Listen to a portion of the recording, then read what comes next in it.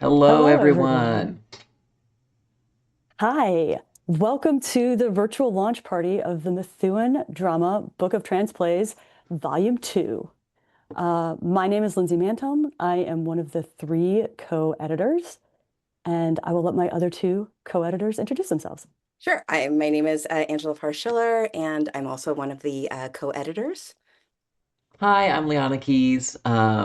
She, her pronouns. I am a co-editor in this one. I contributed a play to the first one as well as co-editing. I'm also producing the stream. So if any of these boxes of people go flying off in the wrong direction, that's my fault.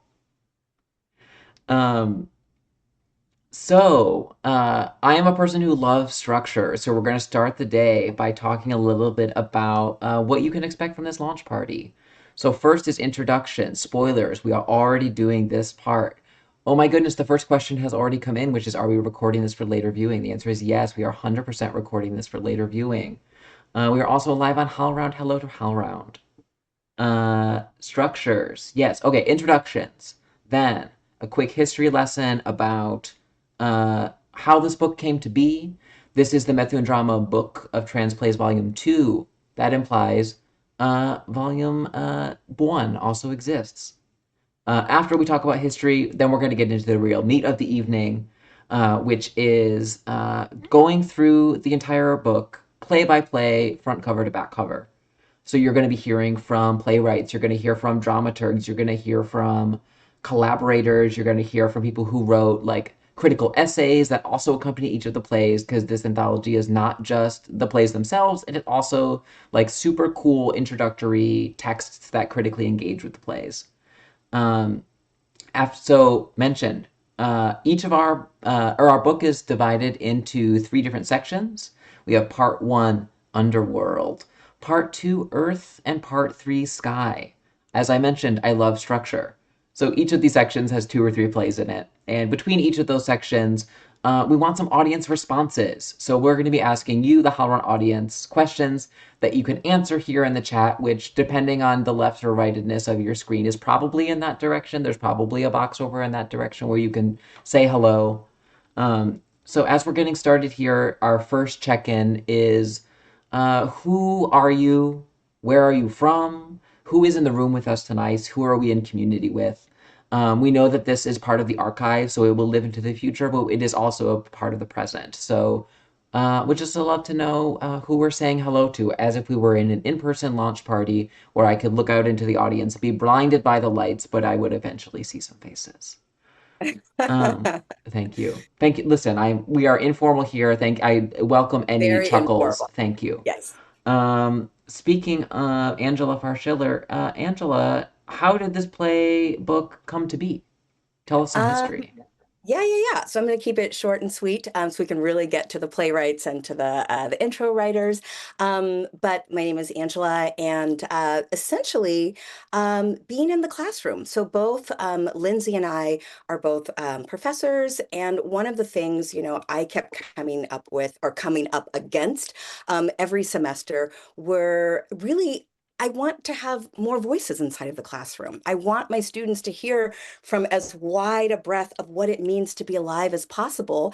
And these plays weren't there, right? In a very kind of easy, pull it off the shelf kind of way that also had really great, really short like introductions to each of the plays, each of the playwrights, each of the worlds, that kind of could be a companion. It's kind of like a cosmology inside of your hand. You get the world of all of the plays, and then you also get this whole body of scholarship that gets to go along with it. So essentially, Lindsay, myself, and Liana came together and we just decided to make the thing we wanted to see.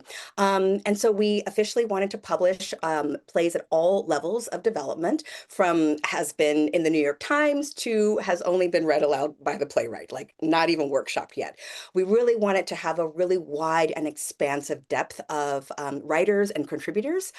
Why? Because cis gatekeepers, deciding what plays are worth producing leads to a certain kind of trans art being produced and publicized. AKA, this is Liana. If I Oh, have no, to no, see no, another listen. trans I play, listen. Angela, thank you. I insisted on interjecting here go because for it. thank you. If I had to see another trans play, which was written by a cis person, with a scene where a trans woman is like crying, looking into a mirror, I was like, I will die. I will physically expire and pass from this earth. I am sick of it. We are going to write our own plays about ourselves. And it's not just going to be about tragedies. There can be tragedy in it, but like the point of the plays that I want to see is not like, here's my transition story, or here's what I imagine a transition story is for a community that I'm not a part of. Sick of it. Don't want it. And so we made this book.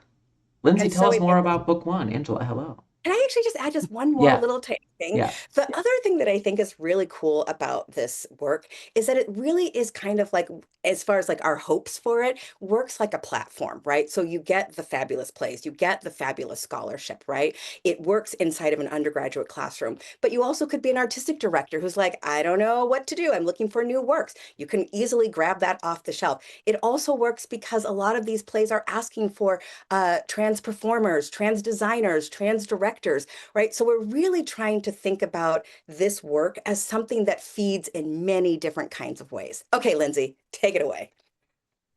Okay, great. So I get to talk just a little bit about the history of book one. We published book one um, early COVID. It dropped like right as the pandemic dropped, which was kind of a crazy time.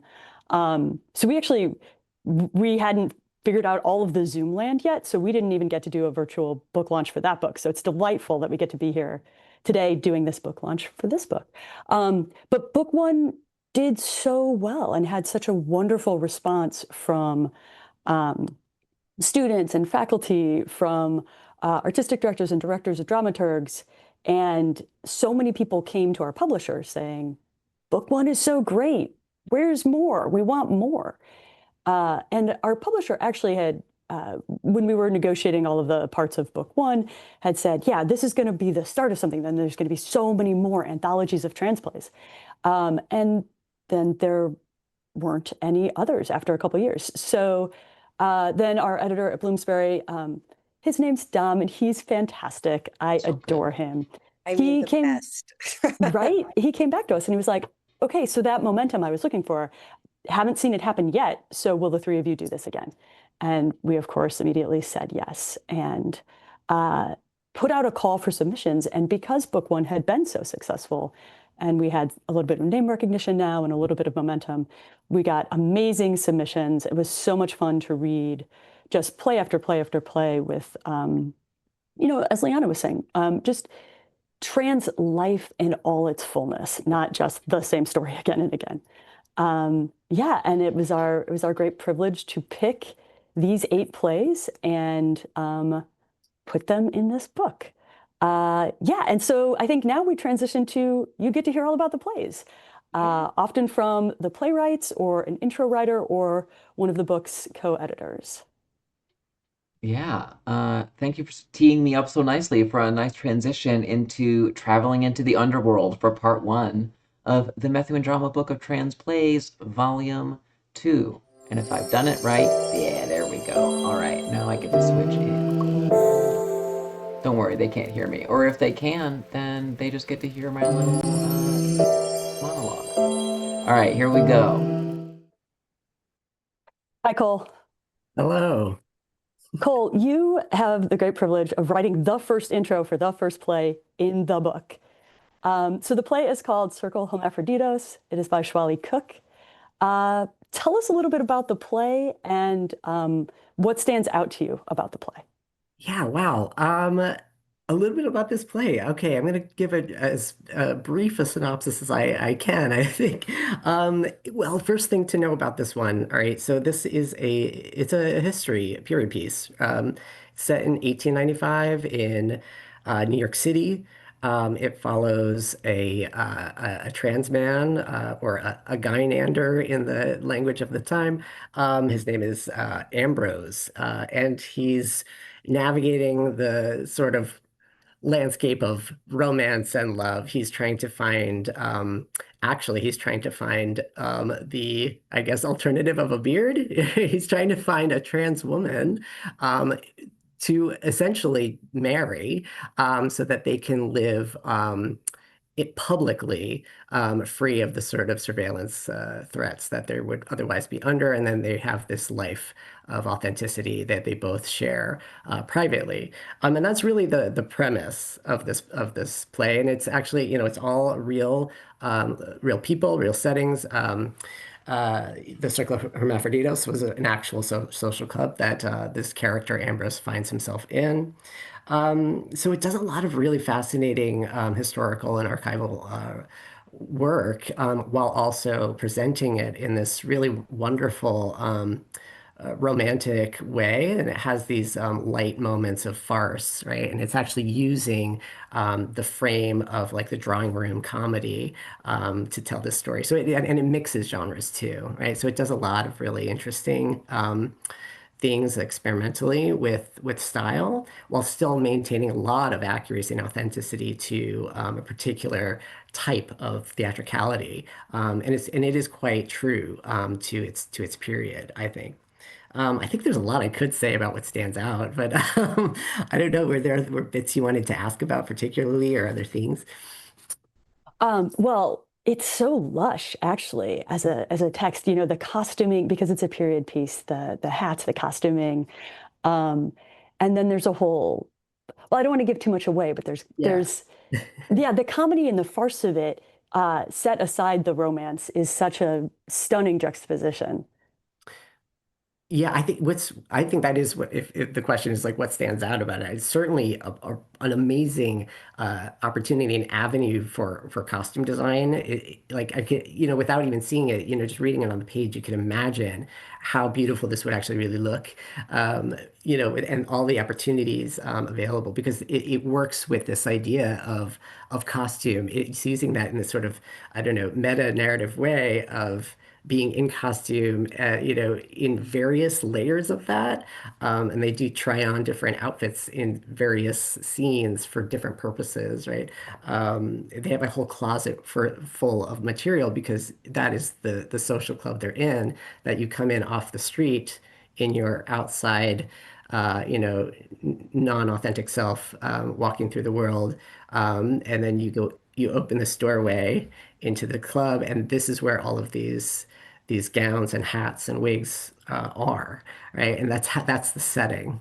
Um, and it's just a wonderful thing that I've never really seen it this way, like using this actual kind of space as the center of it is the set itself, right? And everything that works around the plot is also centered on that location necessarily. There are, yeah, plot points. I don't know if I want to give too much away about it, but of course there are going to be things like, the threat of being raided and, things like that, which are just historically accurate. So like, yeah, those things are going to be part of that plot, but that's not really what it's about. I think that's really important to this piece too. Yeah. As a person who is situated in academia, I think this play would be fantastic for colleges to produce. Um, you know, Nonprofit theater is working on keeping cast sizes really small, but colleges have the opposite. We want the big cast. This is like a nice size cast, great opportunities for design, as you were saying, and for acting. Mhm. And it's because it's so funny, I think, and for so many other reasons, I think undergrads would flock to this. Okay, last Yeah. question, Cole. What do you think audiences will take away from this piece? Oh, yeah. Okay. Um, Yeah. Oh, like before I answer that, I'm going to just really briefly respond to that. I do think this is a great piece for students because I think it does actually provide a really good opportunity to stretch your range as an actor because it does bounce around with style and genre, right? So you would have to be able to sell those farcical moments, but it also has these really rich, romantic and dramatic moments as well. And it really does provide that sort of spectrum for the performer and a director to find those beats, right? Even a student director could get a lot out of that to learn how to find those moments. But for audiences, I think there's a lot of things that an audience could take away from it. I mean, I don't think you would even know what you're getting yourself into. I think you do expect the drawing room comedy, and then surprise, it's dramatic and romantic too. Okay, but I think beyond that, there's this recognition that you come away with, that it is about resilience, right? And also like endurance. It's about a lot of things that are real experience that actually then is put in this historical perspective. Then it sort of situates that trans resilience is not new. This play really foregrounds things that are really important, friendship and desire and like communal care. It sort of emphasizes that community has really, for a long time, been a source of sustenance and joy, even in the context of risk and threat and surveillance, right? And that the space itself, which was a real place, is not a perfect place either, but it's actively maintained through the mutual trust of those community members and the labor involved in maintaining it. And the play itself, we've been saying, it's really lively and it's comedic, and it's those romantic elements really help us see that the humanity and the complexity and the ingenuity of these people, some of them who were real figures, right? Um, yeah, I think I also wanted, this brings me back to something that Leanna was saying about the whole point of doing these series in the first place. Um, that I think even in a contemporary setting, like American theater landscape, right? Yes, it's a historical drama, but it resonates really strongly as a contemporary piece, I think. And because it joins this growing body of trans theater that foregrounds joy and relationality and collective life, complicated as it might be, rather than foregrounding trauma, right, or tragedy, right? Even though there are Yeah. moments of tragedy, it's not in the front, it's in the background. Yeah. So I think Yeah. that's what audiences might take away from that. That was great. Thank you so much, Cole. And thank you Thank so you. much, Shualee, for putting this play out into the universe. Absolutely. Yes, I hope to meet her someday because it's a brilliant play.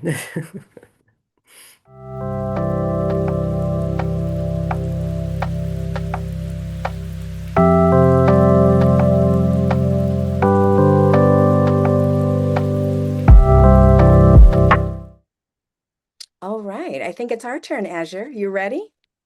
I am. Oh, Hello. hello. So I have the good fortune of being in conversation with Azure D. Osborne-Lee. I'm going to give your full name.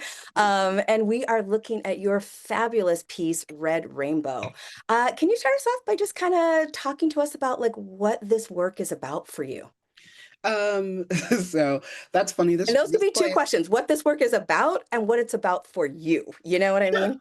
Yeah. yeah. So this play, get your copy of the book available Yes, now. get it. Is about a lot of things. It's about mushrooms. It's about Mayan cosmology. It's about queer friendship, rising above, New York City, going below. Like there's lots of things.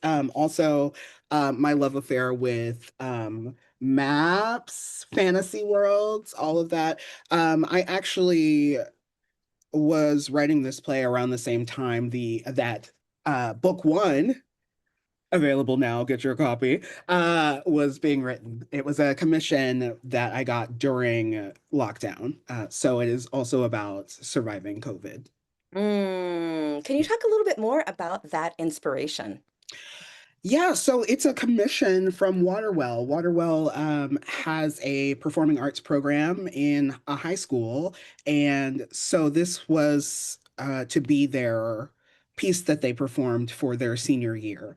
So the prompt really was write a piece for a bunch of high schoolers that they can do. And it may need to be virtual, maybe. We didn't know. We didn't know what was happening, right? Yeah. Like in early 2020. So I really wanted to write something that could be done virtually and be fun, Mhm. be wild, center Black and brown queer students, because this is a school in New York City.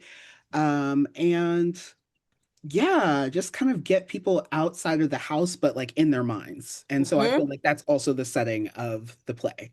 And very COVID-y too, right? Yeah, yeah. I mean, we're still in the pandemic. I am still out here in these streets masking and making sure that the Rona don't get me. Hello. Hello. Yes. So this play, one of the things I remember having a conversation with Lindsay and Liana, we were just thinking about how fun this work was, right? How like creatively adventurous this particular piece is. What would this piece have meant to you to see it as your younger self? Oh wow. This would have been great. I mean, well, first of all, I wrote it, so it's very much up my alley. So I've been like, wow, how did this person know everything I like? Because it's me, it's me. It's also my first foray into writing in my second language, so it's English Spanish bilingual. Mhm. The Spanish, there's not a ton of Spanish, right? But the protagonist Ishel is Afro-Latina. And so, yes, there's Spanish in it. It really taps into one of my degrees here. I think it's that one. I have a BA in English and Spanish from the University of Texas at Austin, and I feel like this play really uses all of my educational background in a way that's like, haha, take that, liberal arts for the win. So I love that. But also, I just wanted it to be fun. Like the kids were so sad that they weren't going to be able to do their play in person. And I really wanted to write something that sort of overcame that. It was done digitally originally by Waterwell, and it was great. We had all of these amazing people working on it, and the kids who worked in it, I think they had an amazing time. Well, tell me this. What do you hope that people will take away from this play? Oh, I don't know. Anything and everything.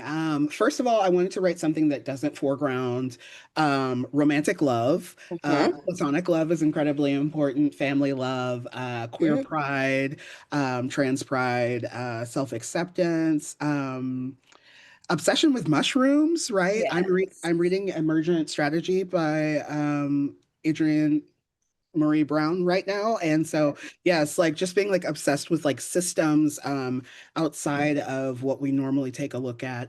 And yeah, the power of the imagination, right? Like bring back books. Absolutely. Right? So, yeah. Absolutely. Well, okay, so I'm going to ask you one more question because you Sure, do sure. have all the degrees. Hello, hello, I hello, hello. I do. see I all of do. Oh, them, right? yes. And so one of my questions would be, how would you situate or like contextualize or like what other works do you feel like this work might be holding hands with or just in the same room with? That's a question. That's a question. Okay, well, first of all, this is, I would consider this to be, oh, I am blanking because now my brain is going to sad nighttime mode. What is it? Speculative fiction. There we go. Speculative fiction, which is an umbrella for sci-fi fantasy, like Yep. the others, right? Genre. I grew up reading a ton of Tor novels, the Wheel of Time series, etc. But what I didn't see was Black people in those, right? So Mm-hmm. like now, 'Cause I didn't see them either, Azure. right? No, no, you did not. You might have seen an orc or an I was elf looking because I or was dwarves, looking. Yes. right? But what you're not gonna see is Black people, right? But like That's what you're now, definitely not going to see. right. But Yes. now is our time, right? N.K. Jemisin and like all of these amazing writers are writing. And so like, yeah, I feel like this is like the dramatic like cousin of like all of these novels. And that is why there's a little hand-drawn map. Because when you get your Tor novel, you crack it Hello. open, right? It's like, Hello. where am I? What's going on? Like, so yeah, I wanted to try it out for the stage.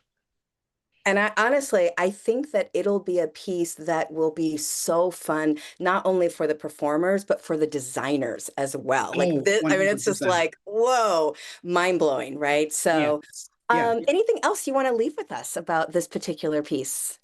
So it has been done at three schools total. So Waterwell, Tufts, and Mount Holyoke. And you could add your school to that too. It is Hello, excellent hello. for schools, institutions, right? For a small fee, you can have access to all of this. So, you know, get your Azure, copy. you're our biggest salesperson, I have to Okay, say. now listen. Also tell your libraries to order it, right? Like Yes. shout us out. Like, listen, I be on the web. Like, you get your copy, get it now, right?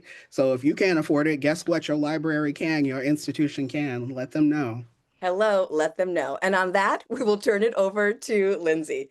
Thank Thanks, you. everyone. Thanks, Azure. Mhm. Mwah.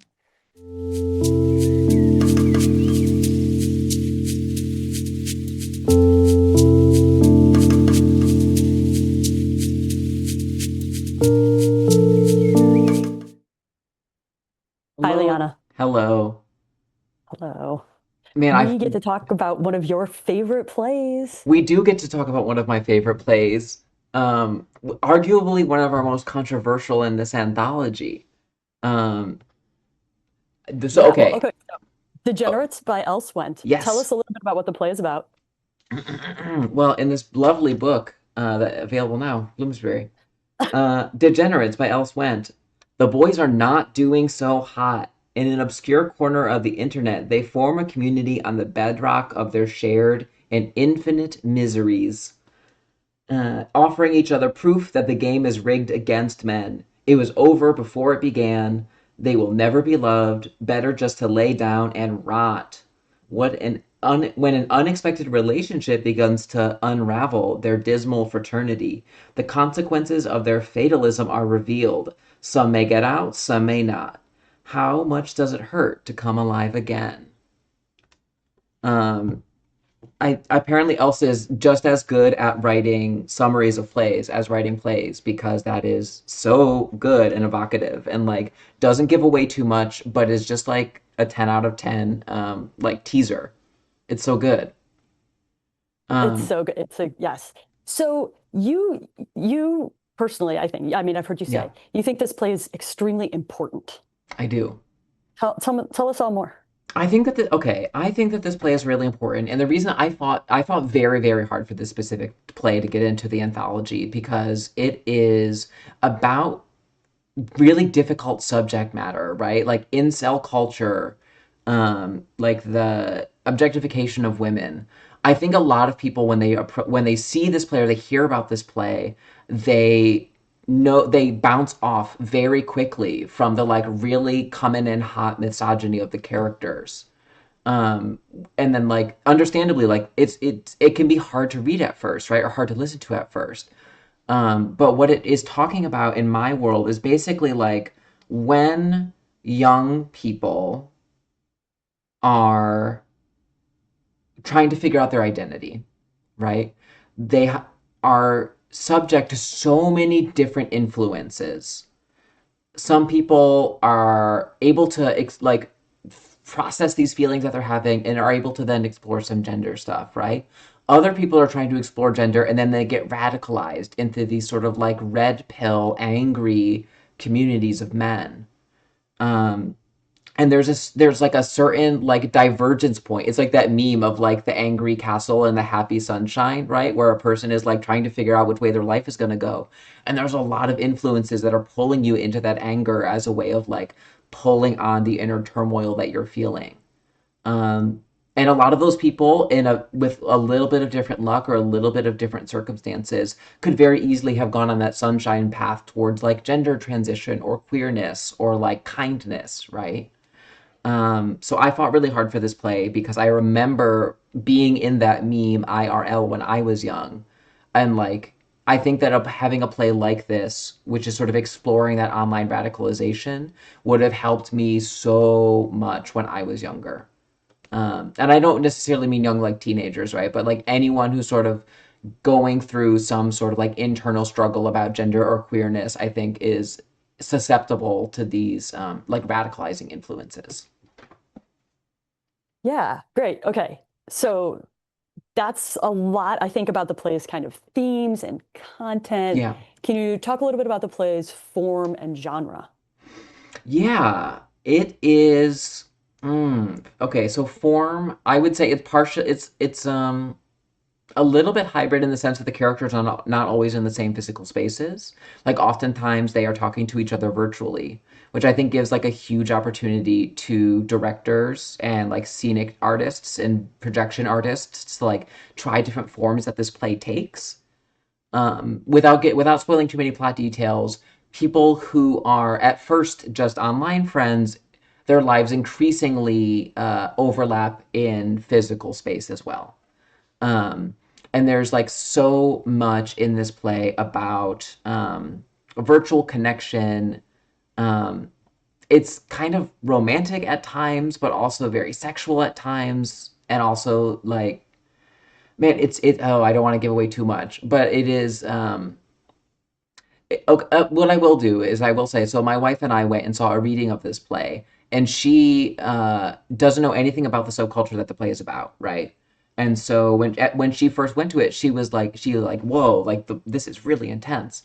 And then she was crying before I was, because like the play pulls so much empathy out of you for people who are so easy to not be empathetic for. That like it's a reading. Like, we didn't even see a fully staged production. We saw a reading of it, and she continues to talk about it a couple times a year, where she just remembers like how evocative and meaningful this reading was to her. Yeah. I wish I could have been at that reading. Well, fingers crossed it's going to be done at more and more places as time goes on. I know I'm not allowed to reveal anything, but I know that there is some interest in this play. So, and I also see that people are in the chat. People are talking about how much they like this play. Spoilers for the HowlRound chat. Amazing. Yeah. Yes, and now that it is in this book, more people will be doing it. Extremely and reading true. it and knowing about it.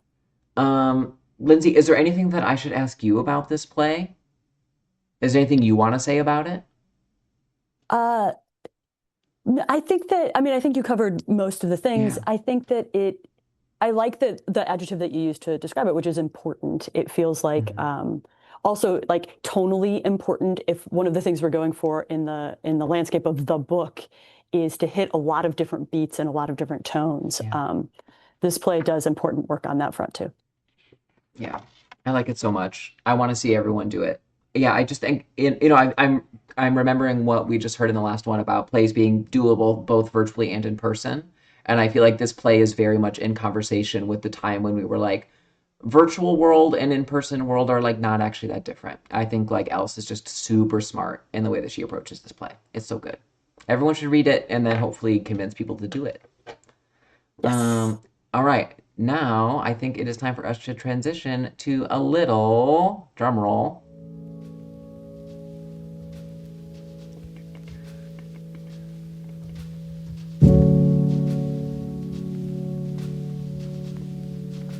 Hold on. Trying to make it work.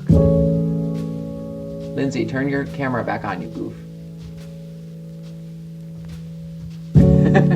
Here we go. The mid-show hello. This is my silly name for just checking in. We just covered part 1, the underworld of our book. So I wanted to read to you both some of the people who are here in the HowlRound chat with us. We have Pluto, who is from Florida, who is also writing plays for and about trans youth. Delightful. Angela, you have a fan, which is Reggie, your godmother from Ashland. Hey, Reggie. Azure is, unsurprisingly, Azure as the master marketer has many fans in the chat. Tawana and Martina are here from New Jersey. Nell is here, who is a fan of Azure and Sloka. Another playwright from Seattle. Trish specifically calls out Azure's wonderful marketing on LinkedIn. I believe an educator. Someone whose name I cannot, it looks like letters that I don't fully understand, but I'm glad that you are also here. Elliot is here, specifically calling out Azure and Angela, digging into the anthology. I should also say Azure and Percy, who are both in this stream, are also very active in the chat, which I am deeply enjoying. Austin has just joined, very exciting. HowlRound is here. Azure's mom. Listen, the audience is a very friendly audience, which I am very excited about, because this book is truly for and about our community. That's right.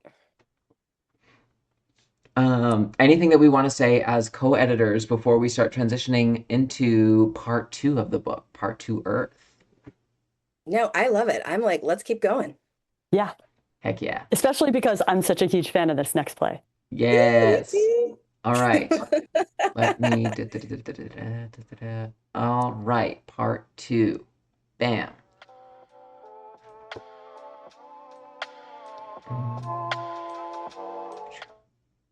All right, so I'm going to take it away solo dolo over here. So I'm really glad to be in conversation around Close to Home, because I feel like at its core, Close to Home is a play about tenderness and proximity. It's about family, it's about place, it's about what it means to live near the things that shape us or have shaped us, near the people that we love, near the expectations that come with that love. This play is really interested in how, I don't know, how home can be both kind of grounding and constricting, right, at the same time. How it can both hold care and pressure in the same breath.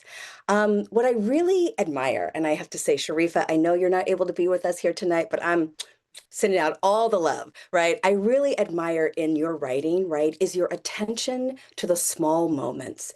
This is a play that really understands big questions, right, around identity, around belonging, often live inside everyday conversations, right? The pauses, the almost said things, right? The ways that people kind of circle around one another versus actually confronting things head on. And at the same time, like the play doesn't rush to explain itself. It doesn't rush its characters into some kind of neat or tidy resolution.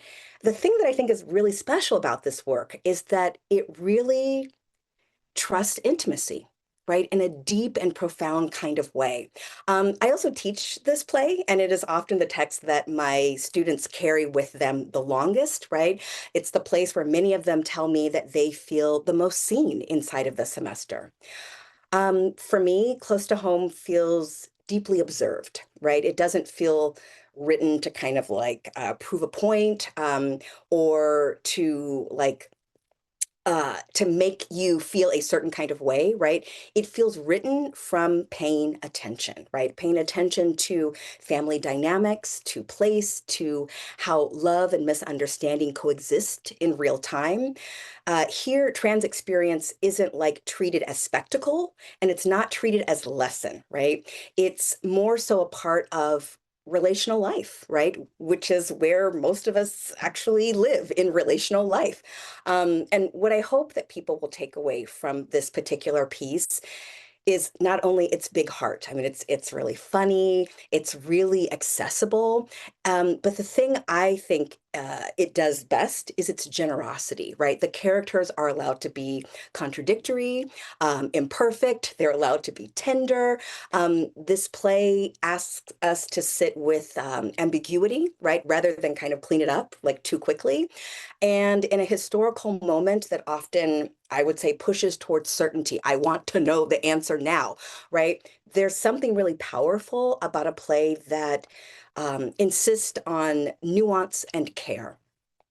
In terms of where Close to Home sits in kind of the American theater, I really see it in conversation with the contemporary canon of kind of like intimate domestic plays, work that really treats home as a kind of serious emotional and political space. Even though it's a really funny play, it understands that like serious things happen right inside of the home, political things, emotional things, right? I'm thinking about Brendan Jacobs Jenkins, appropriate or purpose, right? I'm thinking about Taylor Mack's Her, Quiera Alegría Judas, Water by the Spoonful, right? All of these plays really understand that the most consequential questions about identity, about belonging, about power really surface not through the spectacle, but through closeness, through that sense of like proximity that Sharifa really brings for us as a playwright.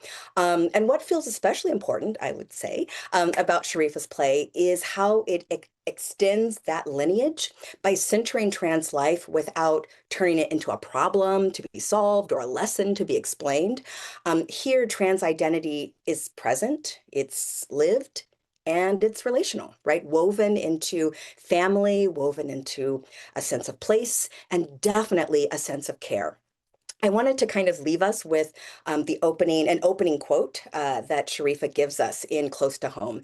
It says, "If it weren't for second chances, we'd all be alone." Right. This is a quote by Gregory Alan Issakoff. And I can't think of a better way to describe what this play offers.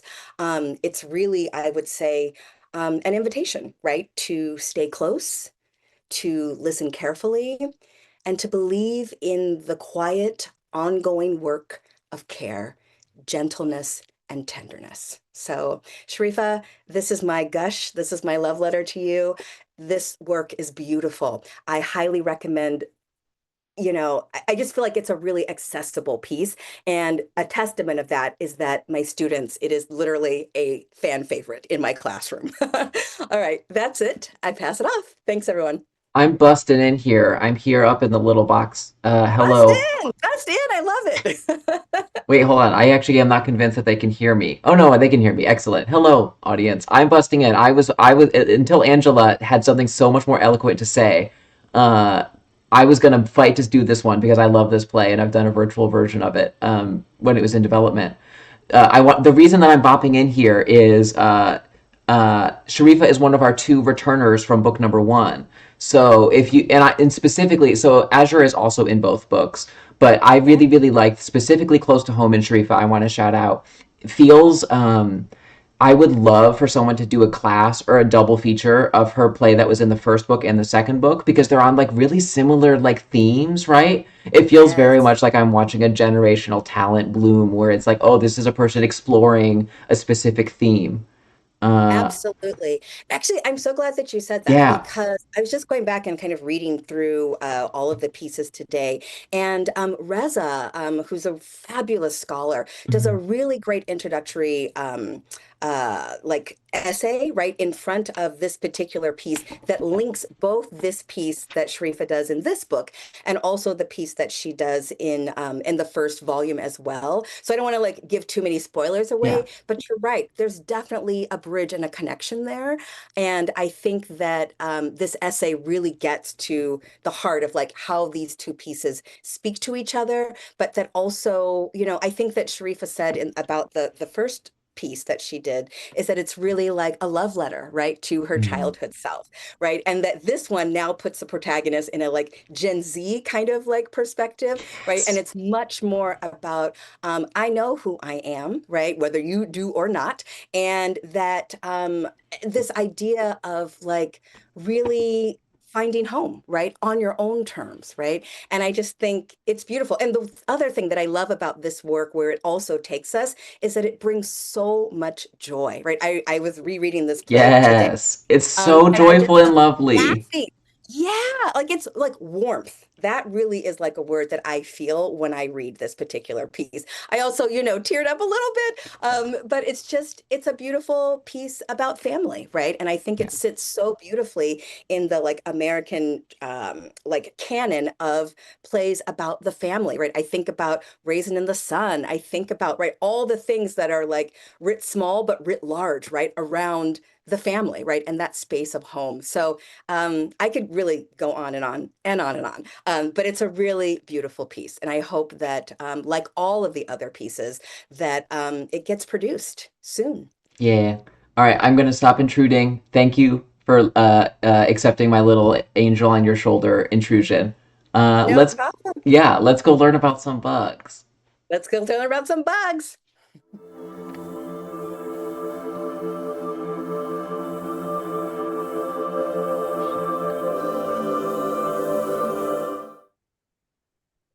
Hi, Sloka. Hi, how's it going? It's so good. I'm so excited I get to be in conversation with you about the bugs. When we were first reading as editors all the submissions to the book, I got the honor of reading the bugs, and as soon as I was done, I was like, "Well, this is obviously in the book." I had never read a play like this. The journey that it took me on, I loved it so much. So, tell us a little bit about what the bugs is about. Um, sure. So it's like I guess I describe it as like one part pandemic farce and one part like trans family drama.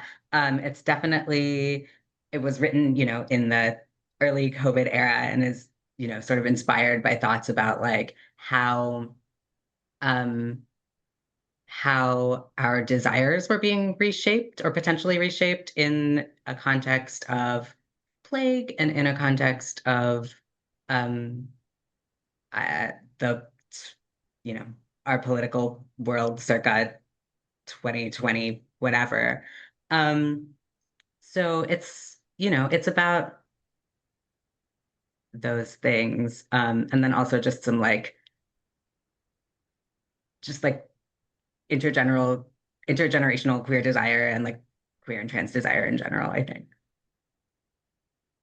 Yeah, I think all those things are true. I love the way you're talking about the way the pandemic shaped our desires and also our families. I mean, Mhm. it is also a kind of a family drama with an amazing character called the matriarch that I like. I'm not an actor at all. I have no desire to, but like I read that character and I was like, well, I want to play that character at some point. Mhm.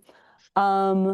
Yeah. So, what was the most challenging thing about writing this play, or the most delightful thing about writing this play for you? Um, I think delightful things about writing the play were really getting to like play with genre in the way I did, like playing with the farcical elements and playing with the sort of like goofy spy elements, and uh, playing with like broadness and like what that could do. I think that was really fun. I think the erotic elements were really fun. I think what else was and then what was challenging, uh, I think to me, um, I think the part of the play is like there's this older queer character who's like sort of younger protagonists are like end up in sort of like sexual community with. And I think doing that character justice was maybe the most challenging thing for me writing the play. And I think, just thinking about um, making sure like while I'm having this like wild and fanciful time to also treat responsibly the idea of plague and like the history of that in our community and what that how that has shaped our desires, both through the HIV/AIDS crisis and also through the COVID-19 pandemic. Yeah. What do you hope that audiences and readers take away from this play? Um, I don't know. I just want them to have a grand old time. That's it, I think. I love that. I love that. As you were crafting this play, did you have other kind of plays from like, plays that you had read before or seen before in mind? Like, what kind of plays do you think that your play is in conversation with? Um, I think I think the play is largely in conversation with sort of the queer farceurs of the 20th century. Um, I guess the stuff we were sort of talking about already, right? That like these characters who are really larger than life, these characters who are theatrical themselves, who are uh, playing with that type of extravagance and that type of um, structure is, I think, the lineage that this mostly emerges from. Yeah. I think this piece creates great opportunities for design, creates great opportunities for directors and intimacy directors. Um, I think, yeah, finding those beats would be a lot of fun in a rehearsal space. Um, yeah, so I think your emphasis on extravagance also opens all these great visual opportunities for anyone producing the play Mm-hmm. too. So yeah. Any final words you want to say? Um, I don't think so. Just thanks for including me in the book. That was really nice of you. Thanks for writing this play that brought me so much joy. All right, and we'll kick it on to our next group.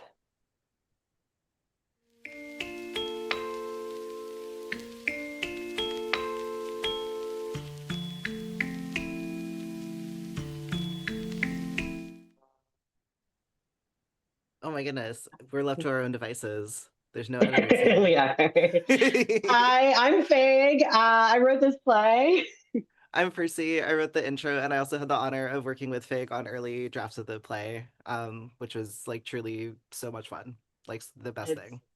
so great to get to have you both be a dramaturg on this project and then act on the project and then write the intro for the project. So I feel like I think you're more of an expert on it than I am. But I'm happy to share, for me, what the piece is about is really a reflection on my own learning about masculinities. And I think as a trans person, as a non-binary person, and as an autistic person, I feel like I was at like a very specific intersection of identities to be able to see the way masculinity was being taught to me and trained to me and put onto me in these like practiced ways, these performance ways, these rehearsed ways that I was never very good at. And I think for me, this play was me working through a lot of the different ways that masculinity I saw was being taught to myself and to others. And the way in particular that masculinity's teachings in the US led to like a distance from intimacy for masculine folk. And as an intimacy choreographer, especially, I was like noticing that even in plays, even in theater where we can imagine anything, we weren't imagining male intimacy and we weren't imagining masculine intimacies outside of sexual relationships. So I wanted to explore what that looks like both in the toxic and terrifying ways, but also in the like beautiful and positive and lovely versions of masculinity that felt important to keep and hold on to and treasure. So that was really what I was going for with the piece. What do you feel like was significant for you working on it? Um, I think a lot about a moment when we did a workshop of it my last semester of grad school that I performed in, which is rare for me. And we had a rehearsal, and it was like a room full of people who all have like vastly different relationships to masculinity. There were like a couple of trans guys in the room. There are people who lean more trans feminine. There are non-binary people in the room. Like all of these people with all of these very different. Oh, and there were cis men too, I guess. Yeah. I guess they were also there. But there were all of these people with all these vastly different relations to masculinity in the room. And I remember we ended up just like having like a 45-minute long conversation where we were like, oh, my relationship with that was not like that. Like I did not have that kind of experience growing up. That's so interesting that you did. And we just like talked for a really long time, really openly in a way that I don't think happens super often about how our proximity to or distance from masculinity impacted our like intimate relationships in various ways. And I feel like that encapsulates for me very much what the play does and the thing that feels most meaningful to me about the play. I think like people say all the time about like a variety of like plays or media or whatever, like, oh, we're not talking about this enough. But in this case, I actually think there are like systemic barriers to us talking about this. And I think the play illuminates really important ways for us to like get around those or break those down. Yeah. And I feel like a lot of the rhetoric I've been seeing around masculinities has been either like throw it all away or like we're only okay with this one version of masculinity, this like tiny narrow version of masculinity. And I felt like there was not space in that for all of the other different ways that people are exploring gender and exploring, particularly exploring holding a masculine identity while wanting to also hold intimacy and contact with people, connection with people. And so I think it was really, for me, putting it into the room with you all, seeing it in the workshop for the first time with you all, was the first time I felt like, oh, I'm not the only person experiencing this. I'm not the only one that is in this world of like, oh my God, there's a certain way I'm supposed to use the bathroom. There are rules in here that I'm not following and I'm not doing it right. And there are consequences. And then I came into this room and there were other people that were also experiencing consequences for performing identity publicly. And it was really nice to see that. And that actually, in that workshop, you all changed a lot of what ended up being in the final version of the play. There's so much that changed because of that workshop. Yeah, I mean, the last thing I would say is that like not to get on a tiny soapbox, but I feel like trans guys specifically are often told that like the version of masculinity that you have to transition into is like dirty, horrible rat man who's misogynistic and rude and mean to everyone and takes up too much space. And like I just think that we could aspire to more than that. Yeah, yeah. Like I actually just like think that we're allowed to want more than that. I don't think that we have to accept what masculinity is given, live masculinity that is given to us. And I think this play gives me so much hope that like that's Mm. possible. Yeah. Yeah, and I think it was like there are plays that have really inspired me in that world. Like I'm thinking MJ Kaufman's Masculinity Max, especially, as like inspiration in this like really showing a transformation of a trans person taking on the socialization of masculinity to the point of detriment to everyone around him. Hmm. And I really feel like that play spoke to me as well because I've never identified as a male, but in the process of transitioning, there were times when I was given access to male spaces where there was definitely an opportunity to be that person. And, every day feels like a choice where you have to choose, like, how am I going to play my gender today? How am I going to choose not to live in that privilege or not? Or, how I'm going to perform to that. Yeah. So I feel like for me, I'm just hoping that someone who reads this play takes something that they see in themselves and a version of masculinity that they'd be interested in holding on to. I think that's something that I'd hope to take away. Yeah. And I hope that a director and and an intimacy choreographer who really want to have just like a really fun time get to work on this play because it is so much fun and there is so much movement and joy and all kinds of exciting moments that I don't think we get to do on stage very often.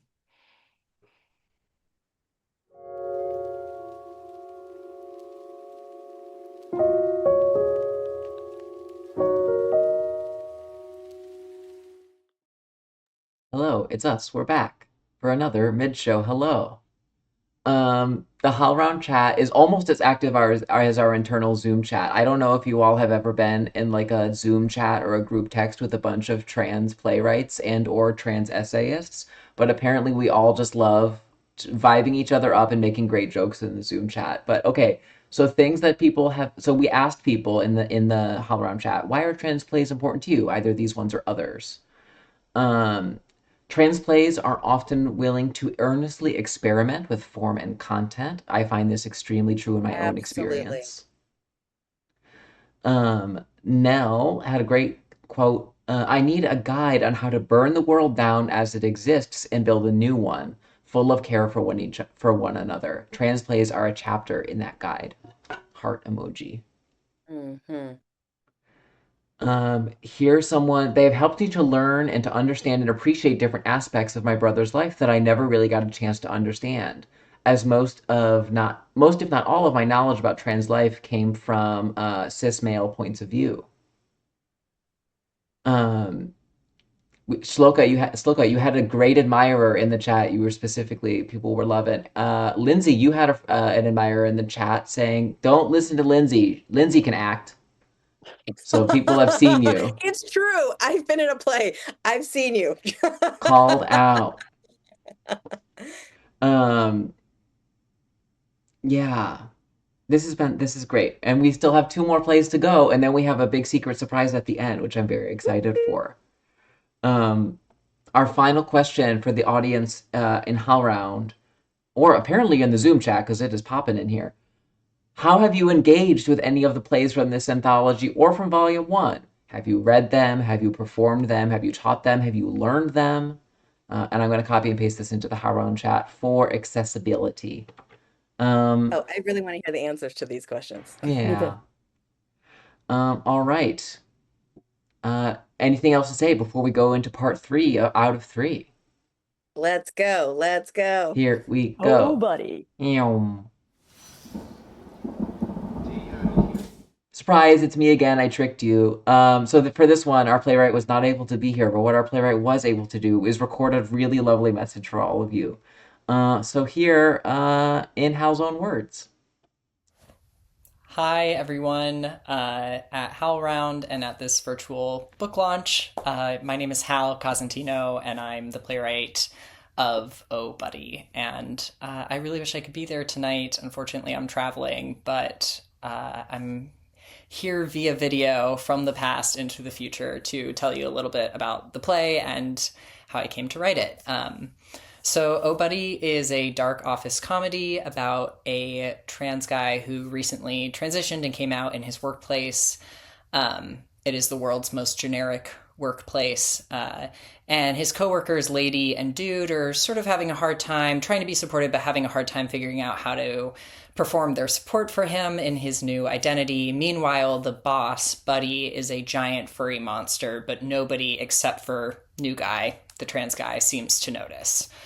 And hijinks ensue as new guy becomes more and more enmeshed in the office culture and sees the ways in which his newfound masculinity might open doors for him, but also the frustrating ways in which it is taking him further and further away from an authentic version of himself. He has a partner back home, Emery, who he has some periodic phone calls to. Emery is not someone who is able to secure a secure office job in capitalism. And so new guy feels very pulled between these two worlds.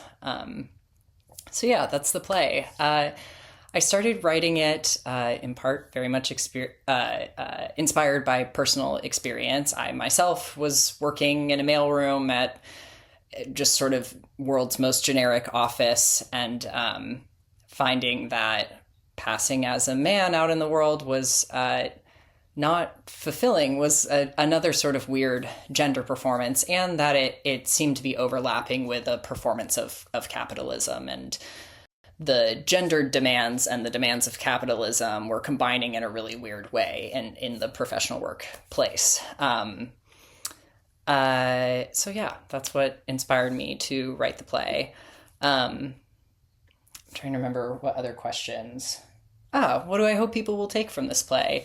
I hope people will think it's funny. I think it's really funny. I had a really fun time playing with language, and sort of the pace of thought in the play is faster than people can speak. And so nobody is ever finishing their sentences. And I sort of really enjoyed playing with this like weird cave people speak of everyone's fighting over promotion and hoping that they'll get chosen for promotion, capital P. You know, the characters' names are Lady and Dude, and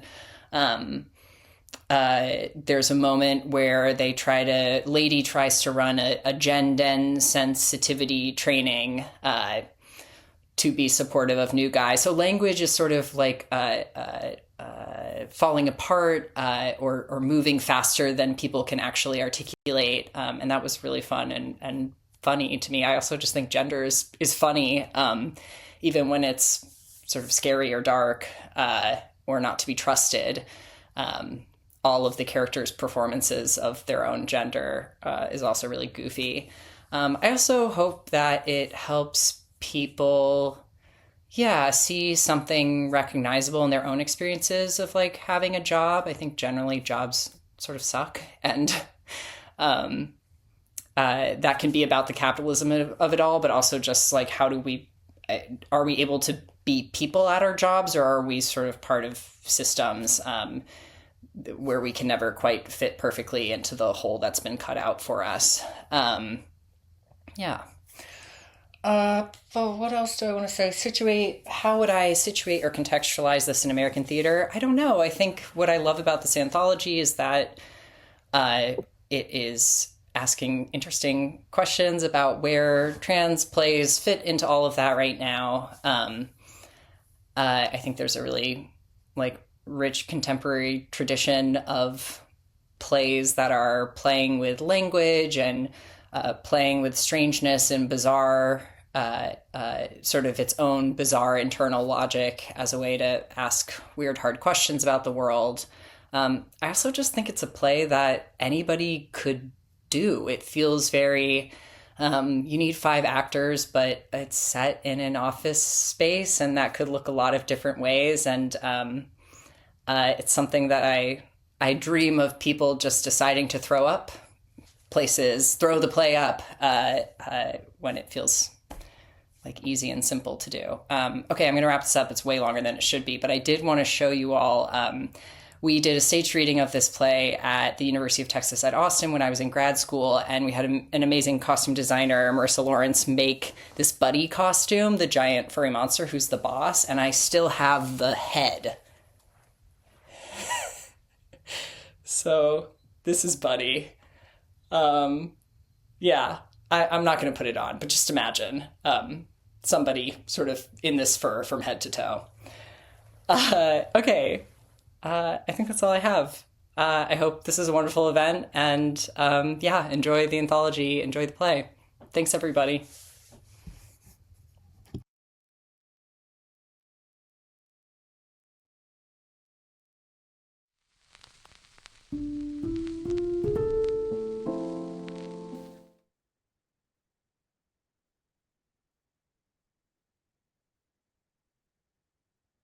Oh, there's like a lag. Okay.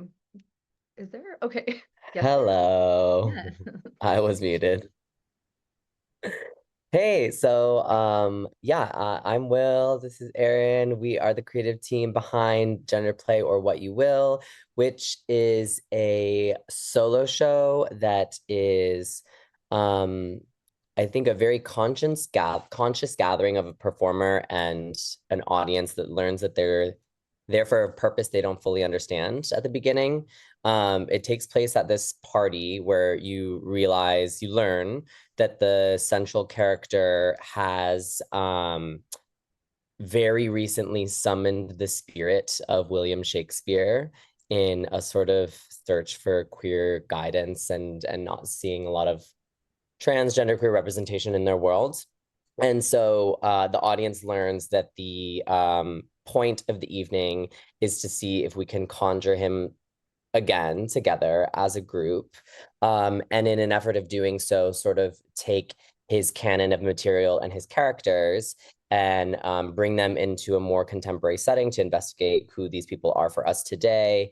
And yeah, it basically takes the narrative arcs of these Shakespearean monologues and tries to map that story onto the story of the character's personal life.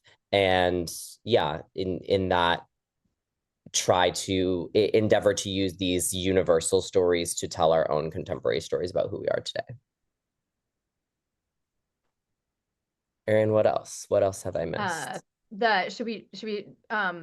Yeah, no, that is very accurate. And there's a dance party at the center of the show. That's also part of it. Yeah. I think the inspiration for the piece is I've known Will since 2010, and this was, I think, just a great braiding together of our two passions. Will had just written, I'm really struck by the frequency with which people are talking about the pandemic in this specific space. And we decided to start working on this about a month before the pandemic really set in.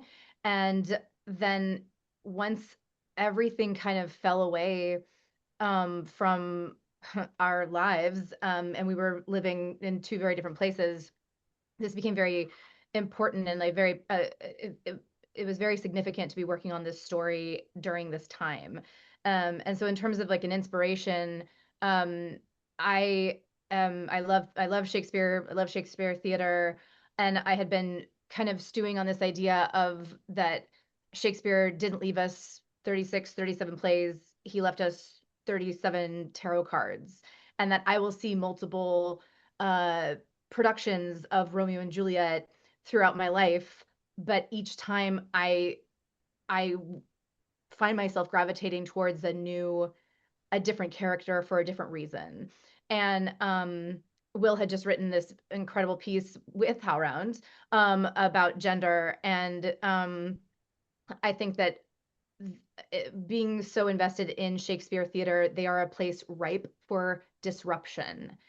And the goal with this, in my opinion, was always to be undeniable. This is a one-person show. This is a tour de force for, that Will just like blew the walls off of when we premiered it. And this is very programmable, with a lot of anchors that grip into what brings people coming to the theater centers that have Shakespeare as their middle name. And is also will be a fantastic springboard for what we hope is many more trans performers to be able to just show their incredible range through this piece. So I suppose the inspiration for myself was to be to throw a wrench into the clockwork of Shakespearean American theater. Yeah, I'm so glad you mentioned that. One of the things that I wanted to point out, especially with publishing gender play in this anthology, is that though it was a piece I wrote and performed, myself in my own voice, I always wanted it to be like going along this line of what is my story, my like Willow Wilhelm, what have I experienced, and what is like our story as a trans person, as a trans community, what are the individual threads that we all share. And so there is very intentionally like a weaving of the communal and the personal in the effort and intention that this is a play that can and should be performed by other people, that feel connection to the material, that do get to do this really exciting blend of genre and style and show off this like classical range with a lot of contemporary ideas and also sense of humor. And also I think it does break form and style quite a bit.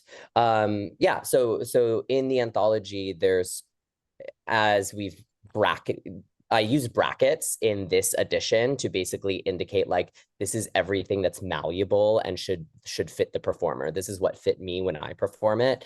And as the text goes on, that includes longer and longer and longer sections of the play, which I think is cool. Yeah. What do we want? What do we want the audience to walk away with, right? Well, yeah. What do we want the audience to walk away with? I think well, should I here? I'll ask you that. I'll ask you that. What do you want? And then I'll have a thought think for myself. Yeah. Okay. Yeah, of course. I think I want the audience to walk away with the opportunity to reassess the assumptions that they've made about themselves in their lives. And, these assumptions are things that like so often are fed to us externally, but they're done so frequently or done so globally or done from such a young age that you sort of start to like you forget that things didn't come from you, that you learned a behavior or you learned an idea about yourself somewhere along the way. And so gender play is me, a trans non-binary person in the year of our Lord 2025, trying to grapple with like what my story is in our classic stories. But in the process of doing that, it's asking a lot of questions about just like, what does it mean to take up space, to center yourself in a narrative? What does it mean to stop filtering your experience through like, the hegemonic norms and actually flip it on its head and start to be like, how can I see myself in every single thing around me? And so, I hope that the audiences of gender play, and I've been very lucky to do it in, I think, 8 cities thus far, and there are more to come. And I feel like audiences are able to have a really fun time and also take a step back to think about just the narratives and the scripts that they've internalized and learned from themselves, and whether or not that's something they want to hold on to. And I think I know that we're running close to the time, but that there are so many, you're talking about things that are entrenched in the stories that are entrenched in people's minds. And again, I think Shakespeare, especially as theaters become larger entities, they start to lean more heavily on what the word tradition. And there are a lot of harmful trappings that come along when you start to rest on the word tradition. And this gets back to the heart of what Shakespeare theater was always about. It's raucous and it was trans from the get-go. And that this play goes toe to toe with anyone who would like to try to say otherwise. And so I hope that what people walk away from is the question of, hey, how come my classic stage in my town, why haven't they programmed this? Or like, why aren't they talking about this? Because it's ready to go. And it will satisfy a lot of different people who are new to Shakespeare and people who are,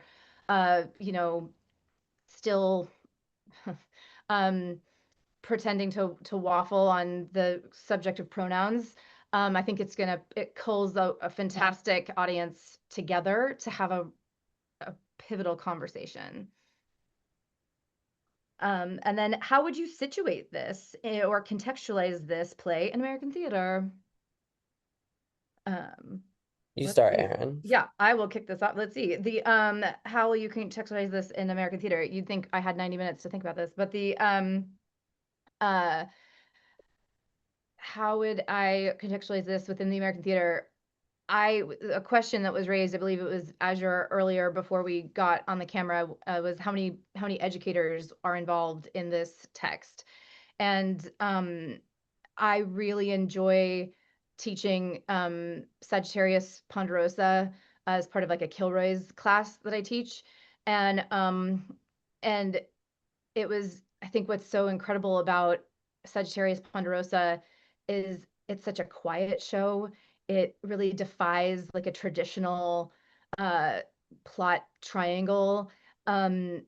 It's so beautiful. It moves almost like a season. Like it definitely moves like a calendar as opposed to traditional plot triangle.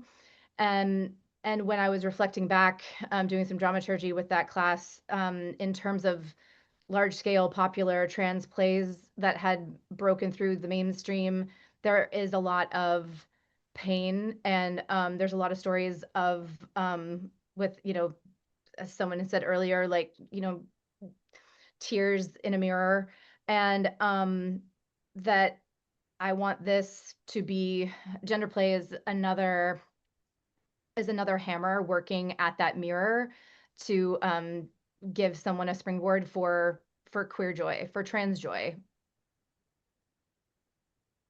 Yay. Yeah, the last thing I'll say, I think just like where to situate it is the idea of the solo show using Shakespeare's characters because they are so familiar, like that's a tried and true idea, but we mostly see that from their perspective of older actors sort of like doing a review of their career. And like I'm front row to that Ian McKellen show, like that's really great, but it's not using, there are not solo shows that are using Shakespeare as an entry point for new ideas, for fresh perspectives. And we have a lot of, conversation about like how we're inviting new contemporary young audiences into these, classical institutions that we built. And so yeah, that's how I would contextualize it. And I'm happy to, I think, give the send-off to a big, fun, exciting announcement that will wrap up the party. Okay.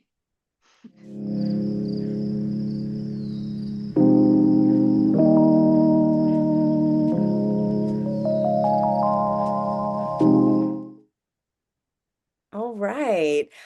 Thank you so much, Will, and thank you so much, Aaron. So as Will said, this is welcome to the wrap up. We are at that last song of the night. Stay tuned. We're going to talk about our big surprise coming up very shortly. Liana? Yeah, I just wanted to wrap up with our last responses from the audience, which delightfully is mostly responses from us, right? Like talking about how these plays have impacted us. A lot of people are teaching them either as academic texts or using them as like source material for acting classes is also super cool. I can confirm that. So I had one of my plays in book one, and I would say 2 or 3 times a month get someone, like a very young trans person, emailing me being like, hello, can I please do this for this monologue from your play for my class or for my audition? And like I like initially I genuinely printed them out and put them on the fridge, and now there's so many of them that I get that my fridge would just be like kind emails from young trans people. which would make fabulous decoration for anyone. But really, the thing that just reminds me of like we are not just publishing cool plays; we are building an ecosystem of people who like them, people who read them, people who perform them. All of these plays, in addition to giving cool opportunities for trans playwrights, is also giving opportunities for directors and designers, intimacy directors, choreographers. Everything that we are doing here is about lifting up our community, and I really That's wanted right. to highlight that. That's the project in a nutshell. Yeah. We have some people to thank. HowlRound, thank you so much for hosting this virtual launch party. The process of putting this book together, took years and was basically all virtual. And so this was an opportunity actually from a lot of the people who contributed to the book to be in space with each other. And we're so grateful that you provided this platform. We want to thank Transcend Streaming. Yes, Transcend. Goddess. The magic that you have done with all of the backstage and the front stage in a virtual space, it blows my mind. It's amazing. Thank you for lending your skills to this project and this night. Yes. We want to thank Dom O'Hanlon, our editor at Methuen, for believing in this project every step of the way. And we want to thank Dom for saying yes to. Go ahead, Angela. I'm going to kick it over to you. Dun, dun, dun, dun. Volume 3. Oh my goodness, I'm so excited. Volume 3, and it's a special edition. It's a young adult edition. So we are beyond thrilled to be able to bring this next Volume 3 out. It'll be out in the spring. So May of 2026 is our current release date. We look forward to many more productions of plays from Volume 2 and even more from plays from Volume 3. This has been such an amazing night. And I have to say, what was said earlier, this is, even for us as editors, this is the first time we're actually seeing everyone together in one space. Some people we hadn't even seen before. Some people had never even seen us. So thank you so much for trusting us in this endeavor. And we are super excited to see how the book does, to get the book out. Also, as Azure said earlier, write to your libraries, write to your college libraries. You know what I mean? Get it in the hands of everybody that you're able to. Spread the love, spread the word. That's it. Yeah, thanks everyone. And as we wrap up, it is the last song of the night, which of course means that we are going to invite everyone back onto the screen to just say goodbye, give us a quick wave, and then we will head off and thank all of you for HowlRound, for all of your attention, for all of your. Good night, everyone.